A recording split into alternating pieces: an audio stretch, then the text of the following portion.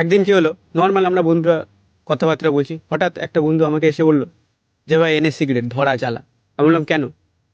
বললো ধরা, তাহলেই তো ভাই মেন মেন একটা ফিল হবে, তাহলেই তো ভাই নিজেকে তুই মেন বলতে পারবি। আমি ওকে একটাই প্রশ্ন করলাম যে ভাই এই কনসেপ্টটা তোর মাথায় কে গুঁজে দিল? মুভি? ও আর কিছু বলেনি যদিও, কিন্তু বাড়ি এসে আমি ভাবনায় পড়ে গেছি, মানে এতে সাইকোলজি কেমনভাবে কাজ করে, যে সাইকোলজির মেন ফান্ডাটা কি। বাড়ি এসে একটা জিনিস ভাই সহজ ভাষায় বুঝলাম, যে এরা নিজেকে সিগারেট খেয়ে দাড়ি গোঁফ বানিয়ে নিজেকে ম্যান শো করা, এটা এদের কাছে সহজ রাস্তা, এরা এই পথেই চলো। বাট একটা হেলদি লাইফস্টাইল ফলো করে বডি বানানো, তারপর নিজেকে ম্যান শো করা, এটা এদের কাছে কঠিন রাস্তা।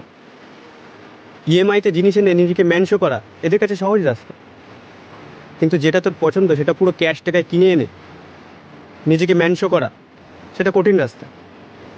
এবার তুই দেখ নিজেকে ম্যান শো করবি না নিজেকে ম্যান বানাবি।